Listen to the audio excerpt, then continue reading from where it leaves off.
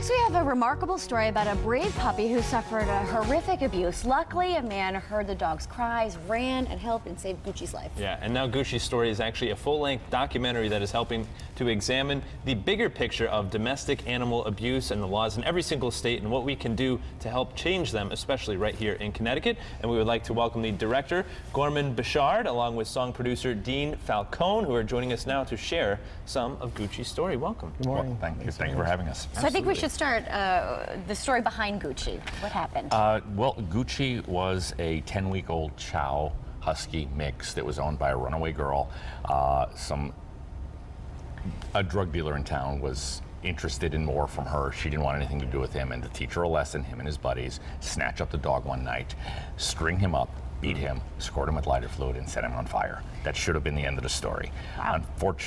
Fortunately for Gucci, there was a college professor named Doug James who was standing in front of his house waiting to show it to a prospective buyer, heard the dog's cries, and Saved Gucci? Saved Gucci, Wow. and adopted Gucci, and worked for 6 years to change the laws in Alabama so that the next time this would happen, it would be a felony as opposed to just a misdemeanor slap on the wrist. Really, the whole topic here, there is light at the end of the tunnel because of Gucci. A lot of work that Gucci and his owner were able to do to help change the laws to protect other canines. Yeah, Gucci really became the face of animal abuse in the South. I mean, and I think that Alabama was, which is not normally thought of as a progressive state, was moving, you know, at that point there were only 13 states that had felony animal abuse laws. Now, as of a year and a half ago, every state has a felony animal abuse law. And, you know, it's a step in the right direction. That's great.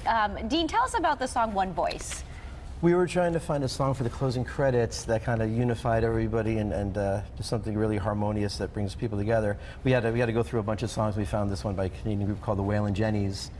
And his wife, Chris, had an idea of, like, you know, if we get, you know, kind of we are the world kind of thing. Oh, Just, sure. you know, a bunch of different artists singing different verses. And, you know, we just tried to find the people we knew that kind of would bring a lot of attention to this. One of the cool things is in the documentary, in the soundtrack, you actually have the guitarist from Queen. Yeah. You have Nora Jones on there. How do you get in contact with people like these? He's got great connections. You're just a well-connected guy. Yeah, well, luckily, you know, I know some people, and I have some friends that know other people. If we had to go through managers, this would have never happened. Luckily, you know, just sent some emails, and everybody was interested. And I knew Brian May was a huge animal activist in England. I mean, if just look him up, it's amazing what he does. And he wrote back instantly. He's like, "What can I do?" Oh, good. Well, how can other people help out?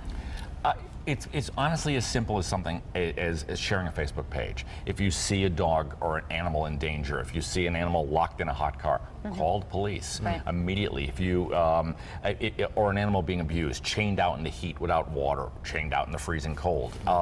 You don't have to change a law. Seriously, something as simple as sharing a Facebook page or retweeting a story that touches your heart really actually helps. And of course, you guys have to support the documentary. Again, it is called A Dog Named Gucci. Please check it out now. It is available anywhere that DVDs are available or online, so please check that out. Fellas, thank you so much for joining us and spreading that good word.